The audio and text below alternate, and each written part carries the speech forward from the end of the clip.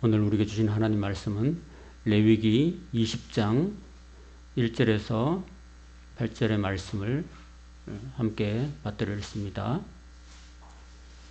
여호와께서 모세에게 말씀하여 이르시되 너는 이스라엘 자손에게 또 이르라.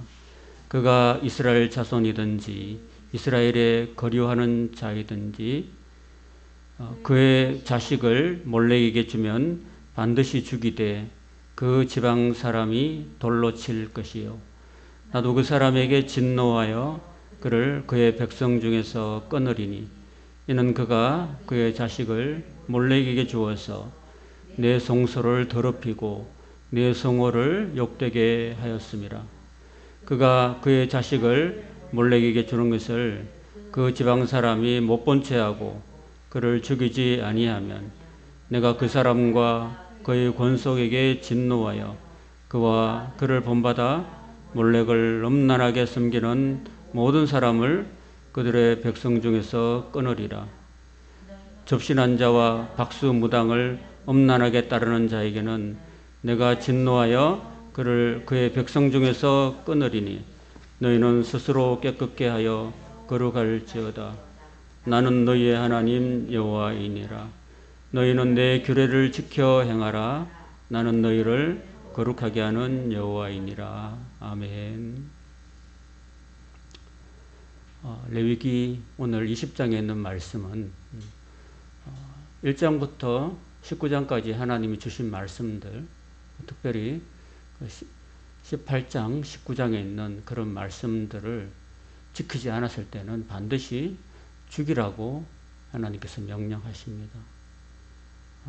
한 8가지 정도 나오는데 자식을 그 몰렉에게 제물로 바치는 자는 반드시 죽이라고 말씀하십니다. 여러분 우리나라의 신라시대에 보면은 성덕대왕 신종이라고 있는데 경주에 가시면은 에밀레 종이라고도 하기도 합니다. 전설에 의하면 아마도 그 어린 아이를 제물로 바쳐서 만든 그런 종이라고 합니다. 그게 전설이라는 건 전설인데 그게 사실인지 모르지만은 전설에 하면은 아이를 제물로 인신공양을 해서 종을 만드는데 그 종이 아이를 바침으로 해서 굉장히 청아한 소리가 들린다. 에밀레 에밀레 하는 소리가 들린다고 해서 아마도 그렇게 아이를 인신공양했던 것입니다. 그런 아이를 제물로 삼는 그런 것들이 우리나라의 그 시대에 있을 뿐 아니라 구약의 그 시대에도 있었다는 것입니다. 이 몰렉이라는 신은 그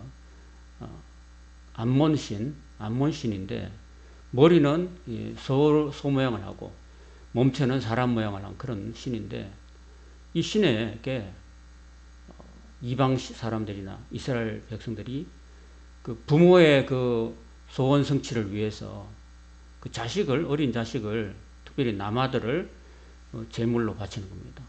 밑에서 불을 막 떼거든요. 떼면은 이 그 손이 굉장히 뜨거워진답니다.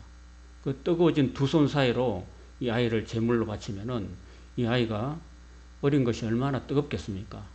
그 어린 아이를 이렇게 태워서 불 가운데로 태워서 제물로 드리는 아주 이런 몰상식하고 비인격적인 그런 이방신 숭배가 있었다는 것입니다. 하나님께서는 어린아이 생명 하나도 아끼시는 분인데 그 무슨 어떠한 목적에 의해서라도 어린 생명 하나를 잃어서는 안 되는 것이죠.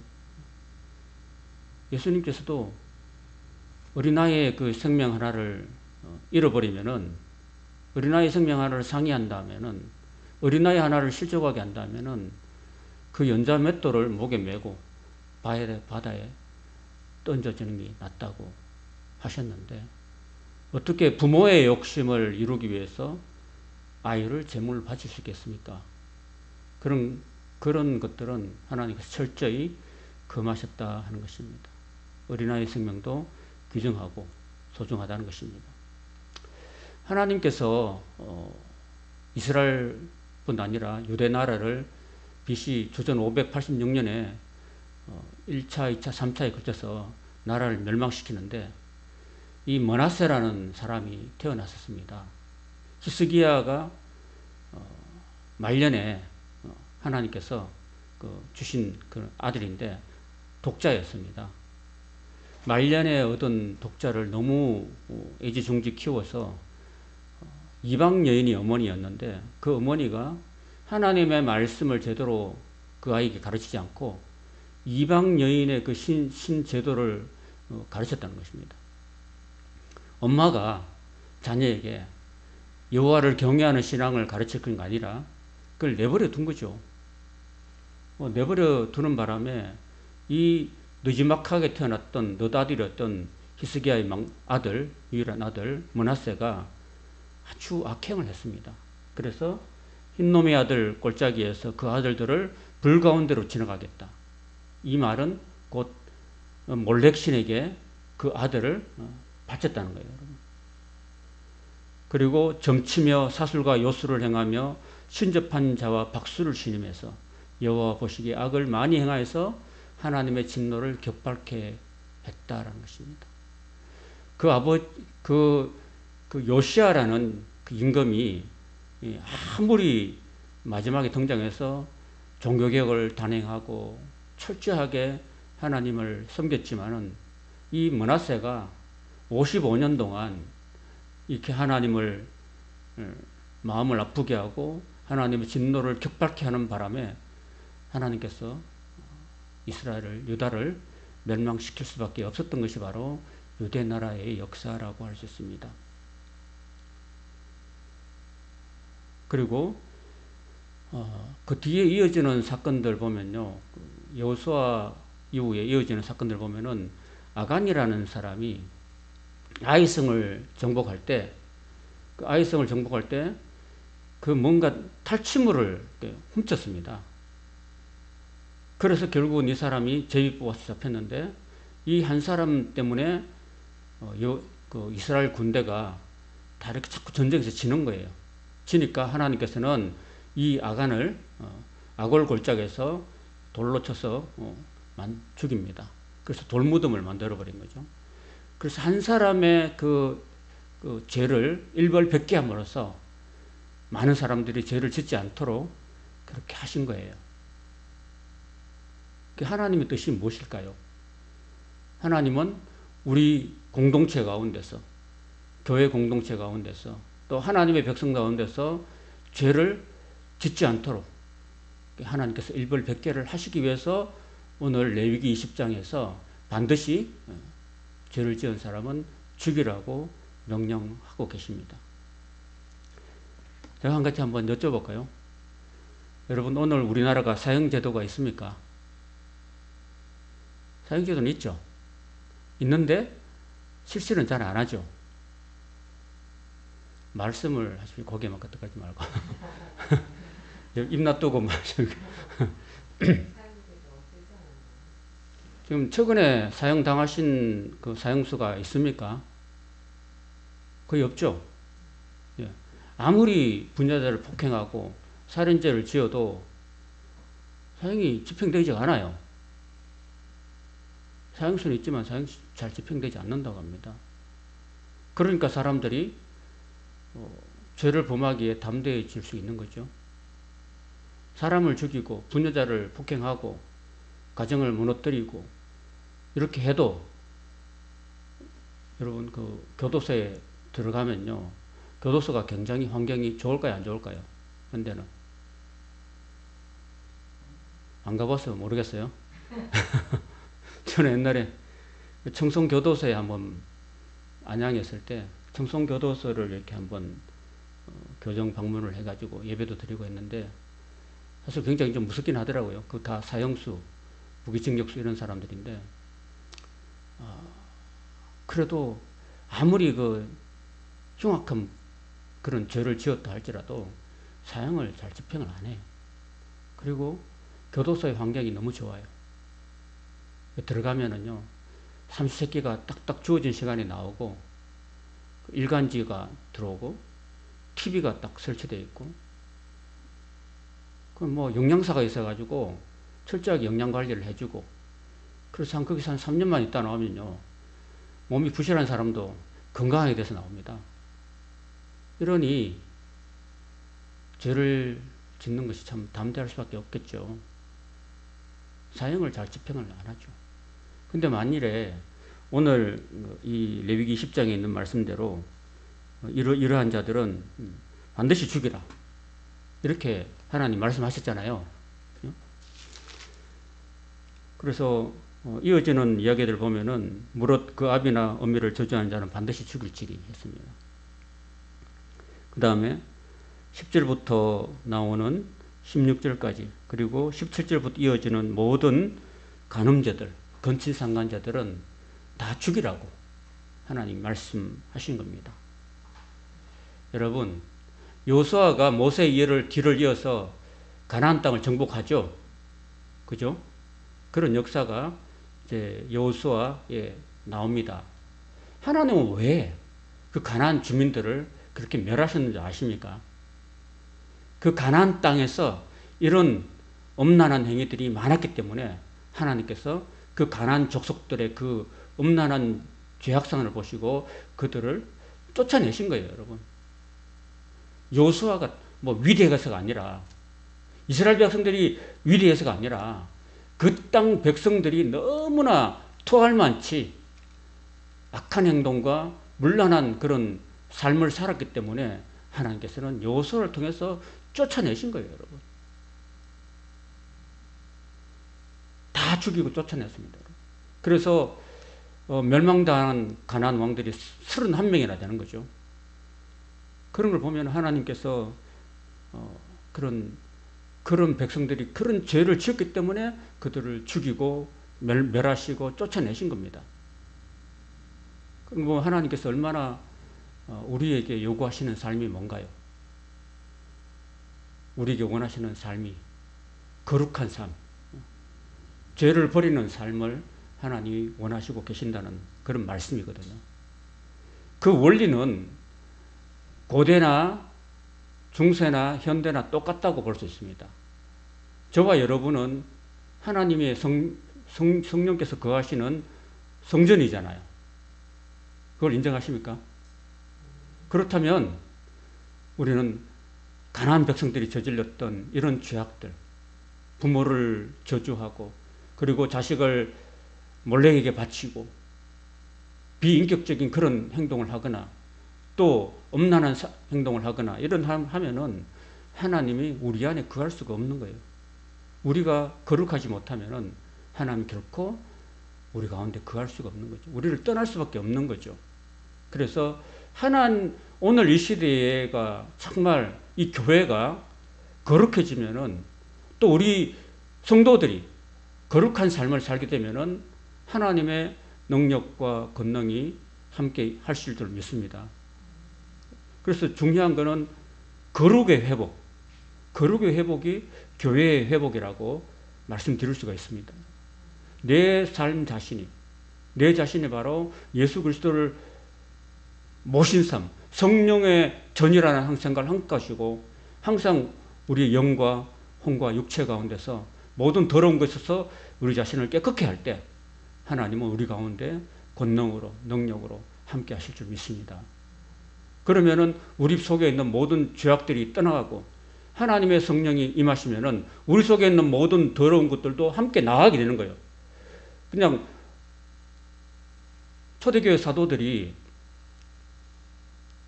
질병을 가지고 하나님께 기도할 때 제일 먼저 너희들의 죄를 서로 고하라고 이야기했습니다.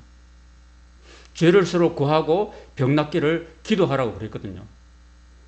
그래서 우리 속에서 모든 죄악된 삶을 버릴 때 하나님의 능력이 임해서 우리의 죄가 씻겨질 뿐 아니라 우리의 모든 질병들도 삶의 문제들도 하나님께서 다 해결해 주실 줄 믿습니다.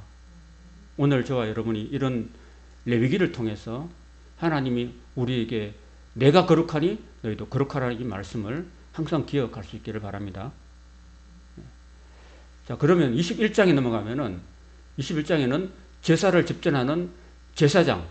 제사장은 백성의 어른이다. 백성의 지도자라고 이야기하고 있습니다. 그 지도자는 백성의 지도자인 만큼 제사장이 정말 정결한 삶을 모범으로 보여야 된다. 그래서 제사장이 결혼할 때도 여러분 제사장이 하나님 결혼하라 그랬거든요. 그죠? 결혼할 때 뭐 이혼 당한 여자나 또는 뭐 몸을 파는 창기라든지 이런 사람하고 결혼하지 말고 이스라엘의 정결한 처녀와 결혼하라고 하나님 명령하신 이유는 깨끗한 피해를 이어받고 정결하게 제사장이 그렇게 살아가야 된다. 제사장이 정결한 가정을 이루어야 된다는 것을 말씀하고 계신 것입니다. 그런 면에서 보면 제가 지나간 이야기지만은 가톨릭에서는 성직자가 결혼을 해야 안 해요. 성공회는 한다고 합니다. 성공회는 가톨릭 반 그리고 개신교 반 섞어가지고 이쪽에 반 저쪽에 반 섞어가지고 성직자들이 결혼한다고도 합니다. 근데 기존의 그 로만 가톨릭에서는 성직자들은 그냥 사제라고 해서 결혼 안 하죠. 결혼 안 하는데 그게 옳은 걸까요?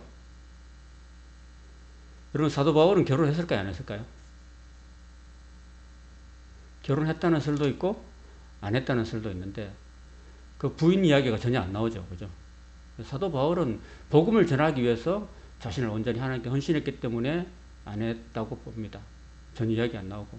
그런데 했다고 하는 설은 사도 바울이 다메섹으로 예수 믿는 자들 자루로 갈 때 공문을 받았잖아요. 공문을 받았던 공문을 받을 자격 있는 사람은 결혼한 사람이라고 합니다. 그러면은 어떻게 보면 결혼한 사람이라고 할 수 있고 어떻게 보면 결혼 안 할 사람이라고 할 수 있는데 어쨌든 제사장은 정결한 처녀와 결혼하라고 했기 때문에 아마도 하나님께서는 성직자들이 결혼하기를 원하셨던 것 같습니다. 그리고 디모데 전서나 디도스를 보면은 목회자가 반드시 그 아내와 결혼하고 그리고 자녀들이 정결해야 된다. 그런 이야기를 보면은 목회자가 가정을 가진다는 이야기를 하고 있습니다. 그리고 오늘 제사장 이 이야기를 21장에 하고 있는데 정결한 자녀를 두어야 된다. 만약에 제사장의 딸이 막 뭐랄까요 문란한 삶을 산다든지 그러면은 제사장에서 파직되는 거죠. 그런 이야기를 하고 있고 제사장은 항상 정결한 삶을 유지해야 된다는 것을 21장에서 말씀하고 있습니다. 특별히 육체에 흠이 있는 자거나 이런 사람들은 제사를 집행할 수 없다라고 하나님 말씀하신 걸 보면은 하나님께서는 이 제사라는 것이 뭐랄까요 굉장히 하나님 보실 때는 엄숙한 것이고 특별히 제사장의 이야기를 레위기 8장과 9장에 다루고 있거든요. 다루고 있음에도 불구하고 10장까지 다루고 있음에도 불구하고 제사장 이야기를 또 21장에 다루는 것은 그만큼 예배를 집전하는 이 제사장이 얼마나 중요한가 하는 것을 다시 한번 가르쳐주고 있는 것입니다. 그래서 결국은 모든 사람이 다 제사장이기 때문에 제사장 된 저와 여러분들은 우리의 영과 혼과 육체를 항상 정결하게 더러움에서 깨끗하게 하는 그런 삶을 늘 살아가야 될 줄로 믿습니다. 다음 22장에는 거룩한 성물에 대해서 이야기하고 있습니다. 하나님께 드린 제물 여러분 제가 5가지 제사를 말씀드렸죠. 번제, 그 다음에 소제, 화목제, 속제제, 속건제 5가지 이랬는데 그 중에서 먹을 수 있는 제사는 뭐라고 말씀드렸습니까? 혹시 기억나시나요? 그렇습니다. 화목제물. 화목제물은 함께 나누어 먹는 제사거든요. 함께 나누어 먹는데 그 나누어 먹을 때에 부정하게 된 사람은 절대로 먹지 못하도록 하고 있습니다. 그래서 우리가 예수 그리스도의 몸과 피를 나누는 성찬을 우리가 교회에서 행하잖아요. 성찬을 행할 때 세례를 받은 사람에 한해서 나누는 이유는 세례를 받지 않은 사람은 자신의 죄가 뭔지 잘 모르잖아요. 그 세례라는 것은 내 죄가 예수님의 십자가의 보혈 공로를 통해서 씻음 받았다. 나의 옛사람은 죽고 이제 예수님의 십자가와 연합해서 나는 이제 죽고 예수님과 함께 죽고 장사 지낸 바 되었다. 그리고 물에 푹 잠기는 거예요. 물에 탁 잠겨가지고 내가 죽은 거예요. 내 옛사람이. 내 죄악된 옛사람이 죽고 죽는 표시가 이 세례거든요. 그래서 내 옛사람이 죽은 사람. 그런 사람이 이제 죄를 항상 이제 버리고 거룩한 몸으로 그 주님의 성찬에 동참할 수 있도록 한 거거든요. 이해가 되시나요? 또 뿐만 아니라 자기 자신이 예수님 앞에서 항상 죄인이라는 사실, 그리고 예수님의 십자가를 통해서 내가 용서함 받았다는 사실을 인정하는 사람, 예수님을 구주로 모셔드린 사람이 예수님의 성찬을 받을 수가 있는 겁니다. 가장 거룩한 제물이 예수님 아니겠어요? 그죠? 구약에 바쳐진 그 동물 제사들, 그런 제사들도 거룩했죠. 거룩했지만은 어린 양, 흠없는 그런 양들을 하나님께 드리고 그걸 또 나눠 먹었지만은 그것보다도 가장 귀한 성물은 바로 예수 그리스도의 몸과 피예요. 그 예수 그리스도의 몸과 피에 우리가 참여하기 위해서는 우리는 항상 우리 자신을 깨끗하게, 우리 몸과 영혼을 거룩하게, 죄를 버리고 사는 삶이 중요하다는 것입니다. 사도 바울은 고린도서 11장에서 그런 얘기를 합니다. 너희들 가운데서 뭐 잠자는 자도 적지 않고 병든 자도 적지 않은 이유는 너희들이 죄를 가지고 성찬에 동참했기 때문에 그렇다라고 말씀하고 있습니다. 우리가 죄악을 먹고 살면서, 죄를 저지르면서, 죄 가운데 살면서 주님의 몸의 성찬을 먹고 마시면은 그런 사람들이 많이 죽고 그리고 자신의 죄를 먹고 마시는 것가 되기 때문에 항상 하나님의 성찬을 대할 때는 항상 자신을 잘 돌아봐야 됩니다. 내 자신의 죄를 잘 버리고 마음속으로나 행동으로나 말로나 저지른 모든 죄들을 다 하나님께 고백드리고 회개하고 난 다음에 그 제물을 먹어야 된다는 이야기를 하고 있는 것입니다. 그리고 아까 제가 그 화목 제물이 나눠 먹을 수 있는 제사라고 했는데 그 제물은 당일에 먹어야 된다고 이야기하고 있습니다. 당일에. 왜요? 말씀드렸죠. 당일에 먹어야지만이 부패를 방지할 수 있고 또 당일에 그 소 한 마리 잡아서 가족이 다 못 먹죠. 냉장고도 없는 상황에서. 그럼 어떻게 해야 될까요? 제가 말씀드렸죠. 다 나눠야 됩니다. 그죠? 이웃들에게 다 나눠줘야지만 그게 소화가 되는 거죠. 그 이웃 받은 사람들도 그걸 냉장고가 없기 때문에 그날 잡은 소를 그날 먹어야 돼요. 그죠? 그쵸? 그 더운 여름철에 놔두면은 오래 못 가잖아요. 그죠? 못 먹게 되면. 그러면 다 못 먹고 남으면 그 제사가 무효가 되는 거예요. 그래서 다 나눠 먹어야 된다. 그것은 이웃과 함께 나누어 먹으라는 그런 하나님의 뜻이 담겨 있는 거예요. 우리가 하나님께 제사 드리는 것이 우리 예배만, 우리 안에서만 먹고 나눈 것이 아니라 우리가 소 한 마리 잡았을 때 그것을 이웃까지도 나눠줘야 되는 겁니다. 예수님의 사랑을 이웃들에게 다 나눠줘야 됩니다. 함께 공동체로 나누어 먹는 그런 나눔의 제사가 화목 제물인 거죠. 그런 것들을 규정하고 있는 것입니다. 그리고 제물은 절대로 흠이 있으면 안 되고 흠이 없어야 되는 어린 양으로 하나님께 드린 것이고, 그리고 어미와 새끼를 같은 날 잡지 말라. 어미와 새끼를 동시에 잡으면 너무 끔찍하죠. 그죠? 하나님께서 그런 것까지도 배려하신 거죠. 하나님. 그런 거 보면 하나님 참 좋으신 하나님이고, 이왕 제물로 드린다 할지라도 하나님은 참 이렇게 인정이 많으시고 자비하신 분이 아니신가, 그런 생각을 하게 됩니다. 자, 23장에는 거룩한 절기가 나오는데 안식일은 항상 성회로 모이라고 했습니다. 아무 일도 하지 말고 성회로 모이라. 성회로 모인다는 게 무슨 뜻일까요? 거룩한 모임, 그게 뭘까요? 예배가 아닐까요? 그렇죠? 아무 일도 하지 말고 그냥 하나님께 예배를 드리는 그런 날. 그래서 유대인들은 이 안식일에 그 회당에 모여서 하나님 말씀을 듣고 예배를 드렸습니다. 그런 회당 예배가 이제 예수님이 오셔서 예수님도 물론 회당 예배를 늘 드렸잖아요. 안식일에 병도 고치시고 하나님 말씀도 전하셨죠. 근데 우리 개신교회는 왜 주일날 예배를 드려야 되는지 그거 혹시 여러분 다 아시고 계신가요? 이 사도들의 전성에 의해서 이 안식일날 예배 드리는 것들을 주일날 옮긴 것은 이제 주님이 오시고 주님이 십자가에 죽으시고 난 다음에 부활하신 날, 부활하신 날을 더 소중히 여기는 그런 사도들의 그 전성이 이어져 온 겁니다, 여러분. 부활의 날이 중요한 거죠, 그죠? 그래서 그때부터 사도 요한이 주의 날에 계시를 받잖아요, 그죠? 주의 날에. 주의 날에. 주의 날이라는 것은 주님께서 부활하신 날, 그 날을 기념해서 우리가 하나님께 예배를 드리는 거예요, 여러분. 뭐 안식일 교회가 잘못됐다는 게 아니라 그 주의 날에 이제 우리 하나님께 예배하고 부활의 기쁨에 동참하는 그런 것들을 전성받은 것이라 할 수 있습니다. 그래서 안식일이 이제 주일로 바뀌었다는 것을 여러분이 어느 정도는 이해를 하시기 바랍니다. 그리고 예수님께서 우리를 구원하시기 위해서 그 이집트에서 출애굽할 때 마지막 열 번째 재앙을 내릴 때 어린 양의 피를 문설주에 바른 그런 집들만 통과했죠.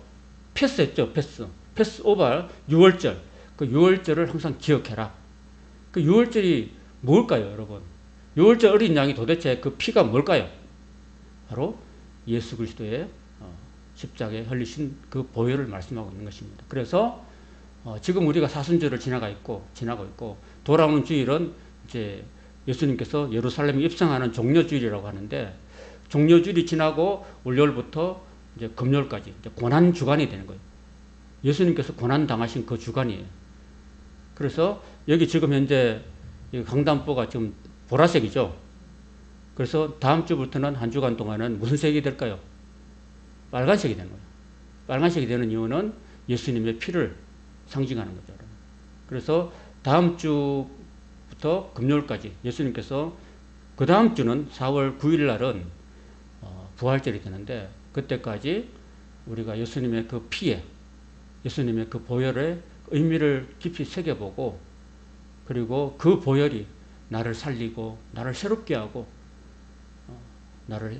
내게 새 생명을 주는 그런 것 같다는 것을 우리가 기억해야 될 것입니다. 그래서 그런 의미에서 6월절이 있는 겁니다, 여러분. 그리고 77절은 오순절이라고 합니다. 77절. 77하면 일주일이 7번 지나는 주간이거든요. 그 77절. 6월절 다음에 77절. 그러니까 예수님이 십자가에 못 박히고 난 다음에 예수님께서 제자들에게 너희들은 예루살렘을 떠나지 말고 뭐라고 했습니까? 이 성에 유하라. 그리고 내가 약속한 성령을 기다리라고 하셨잖아요. 그죠? 그리고 예수님이 간절히 그런 예수님 명령을 받고 마가다락방에서 간절히 기도했던 제자들에게 성령이 임했잖아요. 그죠? 그죠? 성령이 임했다. 그러니까 그 성령이 임한 날이 6월절로부터 해가지고 시간이 쭉 지난 거죠. 그래서 6월절 다음에 이제 성령이 임하는 그런 절기가 될 수 있다는 것입니다. 그게 바로 그런 의미가 오순절이라고 했습니다. 오순절. 펜타코스트라고 하는 50일이 지났을 때 하나님의 성령이 이렇게 임재하셨다라고 말하고 있는 것입니다. 6월절 다음에 50일이 지나간 다음에 오순절에 예루살렘 마가다락방에서 하나님의 성령이 임하셨던 거죠. 그게 바로 77절이고 오늘날 말하면 오순절이라고 성령이 제자들에게 임재하셨던 그런 때라고 할 수 있습니다. 그런 날도 기리고 있습니다. 그리고 7월 1일 날 나팔절을 불러서 나팔을 불러가지고 새로운 한 해가 시작되게 하고 또 7월 10일 날에는 속죄일로 해가지고 예수님의 그 어린 양의 그 보혈을 기리는 그리고 그걸 기리면서 스스로 괴롭게 하라고 이렇게 말씀하고 있습니다. 우리가 지금 사순절 고난주간을 지나고 있으면서 제가 지난번에 한번 말씀드렸는데 여러분 기억하실지 모르겠지만은 이 사순절 또는 고난주간 동안에는 여러분 우리의 개인적인 어떤 향락의 삶을 살지 말라고 하는 의미도 있다고 말씀을 드렸습니다. 그래서 다음 주 예수님께서 고난당하신 그 고난주간에는 여러분 웬만하면은 여러분 자녀들 결혼식도 그때는 하지 말기를 바라요. 왜요? 예수님이 우리를 위해서 죽으시잖아요. 예수님이 오죽했으면은 그 목요일 밤에 제자들을 세족하고 난 다음에 그 밤에 밤새도록 이튿날까지 기도하시잖아요. 너희는 나와 함께 좀 같이 기도해 달라고. 1시간 동안마다 기도 좀 해달라고. 예수님이 그 땀방울이 빗방울이 되도록 정말 제자들한테도 부탁할 정도로 그 고민하시고 그 괴로워하시는 그런 생각을 하면은 우리가 예수님의 그 고난에 동참한다면은 그때 막 결혼식을 하거나 막 축제를 하거나 이런 것들은 우리가 좀 삼가야 되지 않을까? 그렇지 않나요? 그리고 부모님 제삿날에 세상 사람들도 막 그게 막 유흥가 가지 않잖아. 그죠? 자기 몸을 정갈하게 하고 목욕하고 목욕 제기하고 부모님 제삿날에 제사 지내고 그러는데 우리 예수님의 우리를 위해서 죽으신 그 주간에 우리가 좀 금식도 하고 또 예수님의 고난을 깊이 묵상하고 고난에 동참하고 또 성찬도 함께 나누고 그런 것들이 좀 필요하지 않을까 그런 생각을 합니다. 그래서 예수님께서는 속죄일 날에 스스로 괴롭게 하라고 그렇게 말씀하신 거예요. 저는 이렇게 여러 해 전에 그 세월호 사건이 있었던 거 기억나십니까? 기억나죠? 그 세월호 사건이 언제 일어난 줄 아시죠? 4월 16일이죠. 그때 고난주간이었습니다, 여러분. 고난주간이었는데 그 안산에 있는 단원고 학생들이 그 고난주간에 그 주간에 월요일 날 배를 타고 제주도로 오다가 중간에서 침몰됐죠. 저는 전혀 성경을 떠나서 개인적으로는 그 안산 단원고등학교 교장이나 선생님들 중에서 이런 마인드를 갖고 있었더라면은 아마 그때 4월 16일 날 그때 그 주간이 고난 주간이었는데 만약에 한 선생님이라도 정말 예수 믿는 그런 사람이었다면은 교장 선생님한테 건의해서 저희들은 교회를 다니는 크리스찬입니다. 저희들은 이 주간에는 예수님의 그 고난에 동참하는 주간입니다.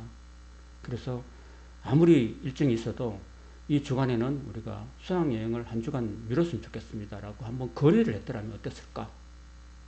그랬더라면 아마 4월 16일에 그 많은 학생들이, 수백 명의 학생들이 침몰을, 물론 시간이 연기한다고 해서 안 일어난다는 그 보장 없지만은 그런 생각을 좀 하게 돼요. 이것이 저는 안 풀리는 문제입니다. 그래서 저희가 신대원 들어가서도 항상 그랬거든요. 신대원 들어가서도 우리 그 교회사 선생님이, 교회사 교수님이 이런 이야기 항상 하셨어요. 여러분, 절대로 축제라든지 결혼이라나 기쁜 일들은 고난주간에는 피하십시오. 이런 얘기를 했던 거예요. 고난주간 피하고, 여러분 5월달 되면 좋잖아요. 5월달에는 꼭 이렇게 부활절 지나고 해도 된다. 그런 생각을 하게 됩니다. 그래서 예수님께서, 하나님께서 오늘 이 속죄일에는 스스로 괴롭게 하라 라고 하신 말씀의 의미를 다시 한번 되새겨봤으면 좋겠다는 생각을 합니다. 그리고 초막절, 토지소산을 거두고 난 다음에 또 하나님께 초막절, 장막절을 하나님께 감사로, 이 초막절은 오늘날 추수감사절로 이어집니다, 여러분. 추수를 다 끝내고 난 다음에 곡식을 다 이렇게 거두고 난 다음에 하나님께 감사의 제사를 드리는 그런 절기, 이런 절기도 하나님께 귀한 거죠. 그 다음에 24장에는 성소 관리를 하는데 순결한 기름으로 24시간 동안 등잔불을 꺼지지 않도록 하라고 말씀하십니다. 여러분, 순결한 기름에 보면은 순결한 기름, 뭐 올리브 기름, 뭐 관유들 많은데 이런 것들을 항상 하나님께 이 성소가요 어두워요. 성소가 굉장히 창문도 없고 어두운데 그 어두운 성소에 등잔불을 이렇게 쭉 밝히잖아요. 7개의 등잔이 있는데 그 등잔불을 꺼지지 않도록 이렇게 불 밝히라고 이야기하고 있습니다. 그런 것들은 오늘 이 교회가 성소라고 한다면은 교회가 이 등잔불 항상 이 기도의 등불을 항상 기도하고 그런 모습을 말씀하고 있는 것이고, 그리고 오른쪽에는 떡상에는 매 안식일마다 거룩한 떡을 올리라고 말씀하고 있습니다. 그 거룩한 떡은 바로 하나님 말씀이라고 할 수 있겠죠. 그죠? 그죠? 말씀. 말씀과 기도와 성령의 불이 항상 이 교회 안에서 꺼지지 않도록 그렇게 말씀하고 있습니다. 그리고 역대기에 가면은요, 이 성소 관리를 하는데 제사장들을 24반열로 나눕니다. 그 반열이라는 것은 어떻게 보면 요즘 시대에 보면 교회가 셀 뭐 이야기 하잖아요. 셀요. 혹시 들어보셨어요? 셀? 셀, 구역. 그죠? 구역, 셀. 그 셀이라는 건 뭐예요? 세포죠, 세포. 그 구역을 24구역으로 웬만큼 그 60만 3,550명이라는 남자가 있었는데 그 12지파가 있었고 그 제사장들은요, 그 지파에서 나온 게 아니라 그 그냥 아론 자손들, 레위 지파들을 가지고 제사장을 삼았는데 24로 나눴습니다. 24반열로 나눠가지고 한 반열이 보름씩 봉사하는 거예요, 여러분. 그러면 1년이 되겠죠. 그죠? 그러면은 한 반열이, 한 구역이 한 보름만 교회를 봉사하면 되는 거예요. 우리 교회가 만약에 240명의 성도가 있다라고 했을 때 딱 10명씩 끊어가지고 10명씩 구역을 만들어서 그 구역이 1월 상번을 맡고 1월 첫 주, 두 주에는 그 구역이 새벽기도도 하고 수예배 특송도 하고 또 주일날 예배도 모든 것을 순서를 맡고 기도를 맡고 봉사를 맡고 안내를 맡고 주방도 맡고 이렇게 하도록 하신 거예요, 여러분. 이해가 되시나요? 그러면은 24반열로 나오면은 내가 보름만 봉사하면 되는데 큰 부담이 돼요, 안 돼요? 괜찮겠죠? 하나님은 이렇게 만들어 놨어요. 그래서 여러분 구역을 저는 이제 우리 교회 성도들이 아직도 20명을 못 넘어가고 있으니까 못하지만은 성도들이 한 50명 또는 100명 넘어가면은 24 조직으로 나눠서 좀 맡기고 싶어요. 그러니까 구역장 세워가지고 그 구역장이 여러분들은 1년에 2주씩 봉사하십시오. 이렇게 해가지고 그 주간에는 모든 것을 하는 거예요. 그 주간에서 그 구역에서 식사 준비도 하시고 기도 준비도 하시고 봉사도 하시고 모든 예배를 인도하고 이렇게 하면 되는 거죠. 하나님은 그렇게 하도록 하셨어요. 괜찮죠? 그 세례 요한의 아버지가 제8반열이에요. 아비야 반열이 제8반열이에요. 그래서 세례 요한의 제8반 아버지가 세례 요한 아버지가 8반열이라고 말씀드렸는데 그 8반열이면 여러분 1월 4월 하순이에요. 4월 하순. 이해가 되세요? 4월 하순경에 세례 요한의 아버지가 거기 반열에 들어갔었어요. 그 들어가기 전에 뭘 했을까요? 그 들어가기 전에는 부부관계를 못 하는데 들어가고 난 다음에 나와서 그 다음에 하나님께서 그 세례 요한의 간절한 기도를, 세례 요한의 아버지의 간절한 기도를 듣고 세례 요한을 주셨죠. 그죠? 그 기준을 삼는 거예요, 여러분. 그 기준을 살아서 세례 요한이 10달 후에 태어났는데 그 10달 후에 태어난 걸 계산해 보니까 우리나라 달력으로 8월 달이에요. 그렇게 나오는 거예요, 여러분. 그리고 8월 달 나오고 예수님이 세례 요한보다도 6개월 뒤에 나오잖아요. 그죠? 그래서 예수님의 탄생일을 우리가 측정할 수 있는 거예요. 12월 25일은 예수님 탄생일 아니에요, 사실은. 우리가 크리스마스를 12월 25일 하는데 그거는 로마의 태양신에 따라 태양신의 그 제사 드리는 그런 날을 12월 25일로 했는데 조금 차이가 있는 거예요. 그렇지만 이 대대로 쭉 성탄절을 12월 25일에 했던 그렇게 하는 거예요. 이건 지나가는 이야기고 그렇다는 것입니다. 그리고 좀 시간이 갔지만 요거 오늘 레위기를 마치도록 하겠습니다. 그리고 25장에는 안식년이 있고 희년이 있고 그런 걸 제대로 이야기했습니다, 여러분. 안식년이라는 것은요, 제7년에는 땅을 쉬게 하는 거예요, 여러분. 땅을 쉬게 해요. 땅도 여러분 말은 안 하지만은 다 생명이 있는 거죠. 그래서 하나님께서 제7년에는 땅을 쉬게 하라고. 땅도 쉬어야 한다. 그렇지만 이스라엘 백성들은요, 700년이 지나도록 땅을 안 쉬었어요. 그 땅이 언제 쉬었습니까? 이스라엘 백성들이 바벨론에 포로 잡혀가고 난 다음에 그 땅이 70년 동안 황무화했습니다. 그 70년 동안의 땅이 쉬었다는 거죠. 인간의 욕심 때문에 하나님 말씀을 안 들은 거예요. 그리고 하나님이 약속하신 거는 제6년째에는 하나님이 소출을 3년 먹을 소출을 주신다고 약속하셨어요. 그 3년 먹을 형식하면 제7년째는 쉬어야 돼요, 안 돼요? 되죠? 그 백성들이 하나님을 신뢰하지 않았습니다. 하나님 불신앙했습니다. 하나님 말씀을 믿지 않고 계속해서 6년째 또 농사 짓고 7년째도 농사 지어가지고 땅이 못 쉬게 만드는 거예요. 그 땅이 못 쉬니까 땅이 그냥 막 몸살을 앓는 거죠. 그 땅이 가뭄을 갖다 주고 흉년을 갖다 주는 것밖에 안 되는 거죠. 그리고 또 하나님께서는 50년이 되면은 희년을 만들어 가지고요. 모든 빚진 것들을 다 이렇게 원상태 시켜버리는 그런 제도를 만들었어요, 여러분. 여러분, 제가 이제 50이 넘었는데, 여러분, 하나님께서 우리 인생 한 70이고 80인데, 한 번은, 우리 인생 살면서 한 번은 하나님께서 모든 빚들을 원상태로 바꿔주는 그런 제도가 희년이에요. 좋아요, 안 좋아요? 희년이라는 제도가 좋아요, 안 좋아요? 누구한테 좋아요? 빚진 사람들. 신용불량자들. 이런 사람들 좋은 거죠. 인생에 한 번 온 거예요, 인생에 한 번. 50년 하면 쉬니까 내가 만약에 삶이 어려워서 내 집을 팔았어요. 내 땅을 팔았어요. 그러면요, 50년째는 되는 해는 모든 것들을 다 원상태로 다 되돌리는 거예요. 그러면 얼마나 좋겠어요, 그죠? 근데 잃었던 모든 것들을 다 회복할 수 있는 그런 은혜를 하나님이 되돌려 주시는 거거든요. 하나님 이런 제도로 실행하라고 했는데 이스라엘 백성들이 했을까요? 안 했을까요? 안 했어요. 왜? 욕심 때문에 안 했어요. 자, 어쨌든 하나님께서는 이렇게 하셨는데도 불구하고 하나님을 불신해왔던 이스라엘 백성들은 이 레위기의 말씀을 안 지켰습니다. 그래서 결국은 나라가 망하고 바벨론에 포로 잡혀가고 그 바벨론에 포로 잡혀간 때부터 해서 1948년까지 2669년 동안에 그들은 나라 없는 떠돌이 백성이 되었습니다. 여러분. 주전 721년에 북이스라엘 10개 지파가 아수르에 의해서 망해버렸습니다. 그때로부터 해서 약 140년 후에 남유다와 베냐민과 이 두 지파가 바벨론에서 망했습니다. 그래서 포로 잡혀갔습니다.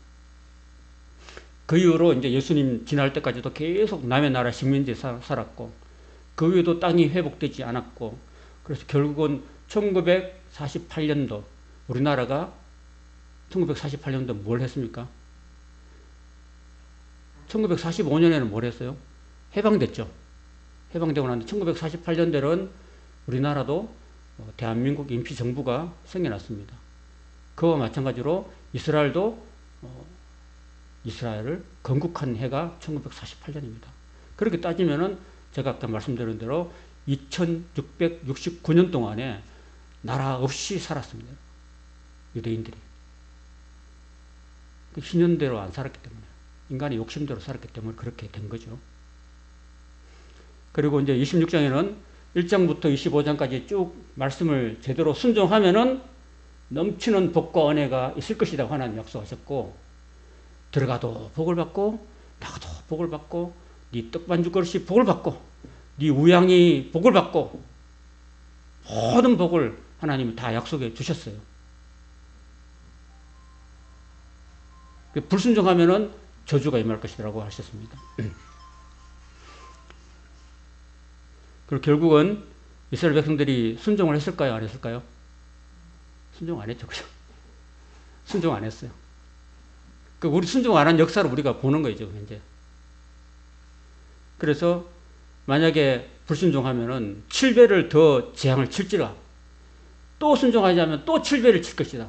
또 순종하지 않으면 7배를 칠 것이다.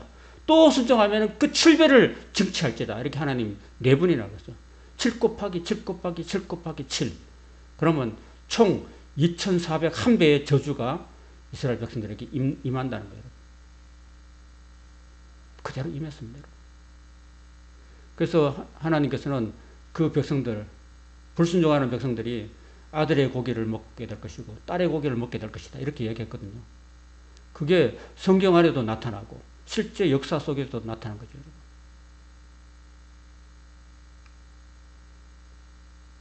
결국은 역사대로 된 거죠. 그런 내용들이 20장, 마지막 27장에는 이 모든 말씀들을 다 듣고 하나님께 자신을 헌신하는 사람들이 서원하는 내용을 담고 있는데, 서원할 때 하나님 말씀대로 순종하고 내 자신을 드리는 거죠. 드릴 때 남녀의 차이에 의해서 돈을 드리는 거죠. 만약에 남자면은 20세부터 50세까지 정정한 남자면은 30세겔 드리고, 여자면은 15세겔로 낮춰주고. 사람의 값어치를 이야기한 거예요, 여러분. 사람의 값어치. 그리고 할아버지나 어린아이는 또 더 낮추고. 사람의 그 노동 가치를 이야기한 거예요, 노동 가치. 옛날에는 그 여성들이 좀 약했죠.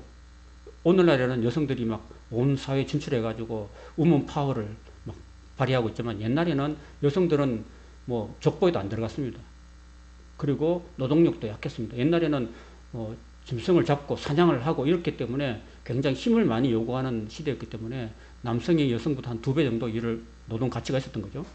그래서 사람을 드릴 때는 대신해서 돈을 드릴 때 세계의 차이가 있었고, 그 다음에 가축을 드리는 규정도 있습니다. 내가 하나님께 헌신하는 규정으로 내 재물인 가축을 하나님께 드리기도 하고, 어떤 사람은 자기 집을 하나님께 드리기도 했습니다. 만약에 집을 하나님께 드리기로 약속했다가 생각이 바뀌어가지고 만약에 집을 하나님께 드리기로 해놨다가 취소할 경우에는 어떻게 될까요? 5분의 1을 본물의 5분의 1을 추가해야 합니다. 추가. 그럼 더 손해죠. 그죠? 하나님께 내가 만약에 우리 집값이 1억이다. 그럼 1억인데 내가 이 집을 하나님께 드리겠습니다라고 서원했어요. 서원했는데 생각이 바뀌었어. 가족들이 반대가 생각이 바뀌면은 그 1억짜리에다가 5분의 1을 더 해가지고 집을 안 드리고 다른 걸 드려야 되는 겁니다. 그 하나님하고 약속한 것을 쉽게 약속하면 돼요, 안 돼요? 순간적인 감정에 따라서 약속하면 돼요, 안 돼요? 안 되죠? 순간적인 감정에 의해서 하지 말고 서원할 때는 반드시 자기 가족들하고 의논을 해야 돼요. 의논하고 난 다음에 하나님께 드리는 그런 신중함이 필요합니다. 여러분. 만약에 서원을 했다, 그럼 반드시 지켜야 되고, 또 취소를 할 때 5분의 1을 더 본물에 추가해서 드려야 되니까 굉장히 신중하게 해야 된다 하는 것을 말씀하고 있는 것입니다. 그 다음에 토지를 드리기도 하고, 마지막에는 하나님께 11조를 드리는 것으로 이야기를 하고 있는 것입니다. 그래서 마태복음 23장 23절이나 누가복음 11장 42절에 보면은 11조는 하나님의 것이라고 이야기하고 있는 것을 볼 수 있습니다. 자, 이렇게 해서 레위기 1장부터 27장까지 여러분 다 이렇게 살펴봤습니다. 1장부터 여러분들이 한번 27장까지 많지는 않습니다. 많이 내용이 없고 그냥 하루에 한 5장 정도 읽을 수 있습니다. 한 주간에 다 읽을 수 있으니까 여러분들이 잘 읽어보시고 나에게 어떤 의미가 있는지, 그리고 이스라엘 백성들은 이 말씀을 듣고서 불순종했기 때문에 결국은 나라가 망하고 개인이 망하고 했던 것을 우리가 보게 되고, 또 이제 이어지는 민수기라든지 신명기라든지 여호수아, 사사기, 룻기, 삼상하, 왕상하, 에스라, 느헤미야, 에스라, 역대상하 여기까지 보면은 이 레위기대로 살았느냐 안 살았느냐, 레위기대로 산 사람은 복을 받게 되고 레위기대로 살지 않은 사람은 저주를 받고 망하는 역사를 우리가 보게 될 것입니다. 그런 것을 잘 기억하시고 구약을 볼 수 있는 그 눈이 열릴 수 있기를 바랍니다.